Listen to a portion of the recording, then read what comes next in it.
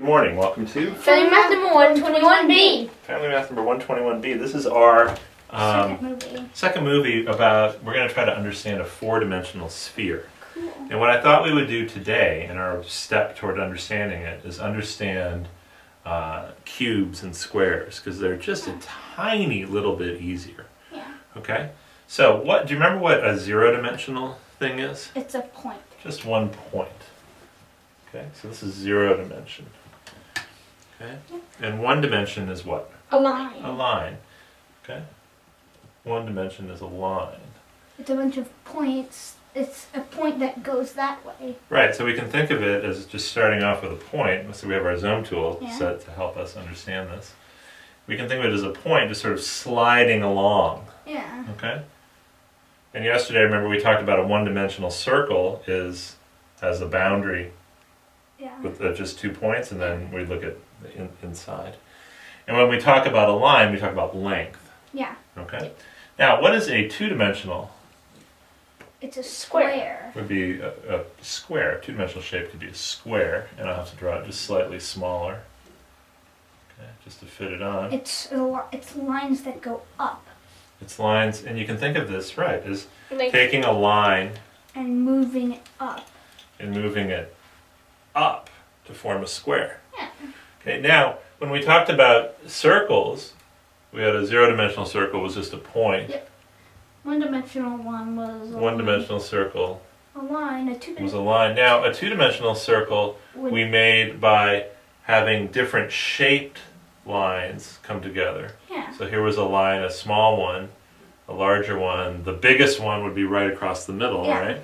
And then they got smaller all the way to the top until it was so small it's just a point. Cool. Okay, but the square, the two-dimensional square, is just a little bit easier to understand because the shape doesn't change. You can see I can slice this also up into lines, just like I sliced the circle. Yeah, the lines won't change though. Yeah. And to find the area of the shape, I just add up the area of these rectangles, and that's exact, right? Yeah. When I add up the area of when I make rectangles in the circle, I have to make them infinitely small. Yeah. But we did that, right? Remember we did that, and we found pi. Yep. Yeah. Hiding in these rectangles. Yeah. Cool. That was cool. That was cool. And then a three-dimensional one would be a cube. A three-dimensional one is a cube, so I take my square and you go out. And I go out. Okay. Shunk. And it makes a cube. Nice. And you know what a cube is, right? Yeah.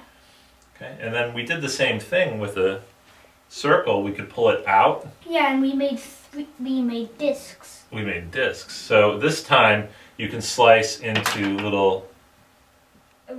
You can slice into little squares. Yeah, we can slice it into squares. We could slice this into discs. Yeah. And add them up to get the volume. Remember we did that? Yeah, we did. Okay. Here it's just a little easier to understand the slices in a cube, right? Because they're all they're all sort of squares. Yeah. And then we just add them up to get the volume. Yeah. Here we add up to get the volume. Nice. Now, four-dimensional. There's this. Whoa, wait a minute. We go in. Yeah, you slide it somewhere. You have to slide the cube in some direction and make a new cube. The problem is, what's the problem? But we don't have another direction in 3 dimensions. Yeah. So should we go in a different room? Do we have 4 dimensions in a different room? Maybe. Should we look? We don't have a fourth space dimension, so we make a representation of it. We go in. And you see how shadow. You see how it slid in? Yeah. Okay. But what will a four-dimensional sphere look like? What will a four-dimensional sphere look like? So when we slice a four-dimensional sphere. Well, let's look at a four-dimensional cube first. When you sliced a two-dimensional one, you got a one-dimensional one. When you sliced a three-dimensional cube, you got a bunch of squares, right? Yeah. So if you slice the 4-dimensional one up, you should get a bunch of cubes. When you slice the four-dimensional cube up, you should get some cubes. Now that's hard to see, right? In this representation. Okay, but here, let me show you. Let me see if I can explain what the slices are. There's a slice on the outside that's this outside cube. Yeah. Right? There's a slice on the inside that's that inside cube. Yeah. Okay, now imagine if I connected the points that were sort of halfway down.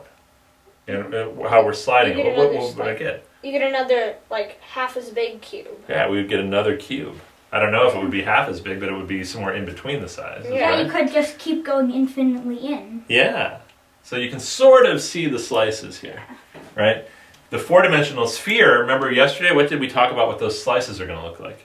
It's three-dimensional spheres. Three-dimensional spheres, and they start This. tiny, Tiny and they go big, and then they get small again. How's that gonna work? How is that going to work? But do you at least see with the three-dimensional or the four-dimensional cube? Does it Yeah. give you a sense Yeah. of this? Looking at that I shadow. think maybe you're gonna have to go in again. Maybe. It's very interesting to even try to understand. Right? It's very hard to visualize. Yeah. But this helps, right? Yeah. Yeah. So it's easy. It seems to be kind of easy to understand 3 dimensions. the squares and the Yeah. cubes and the four-dimensional cubes. Remember what a four-dimensional cube is called? It's called a hypercube. A hypercube. So we're going to try to make that analogy with the circles and the spheres and the four-dimensional spheres. And then tomorrow we're going to review how you add up these rectangles and how you add up these discs. Yeah. And we're going to formulate a conjecture as to how to add up the spheres. Cool. Alright. All right. Good job, guys. Yes. This is going to be a fun project, isn't it? Yeah. All right. Good job.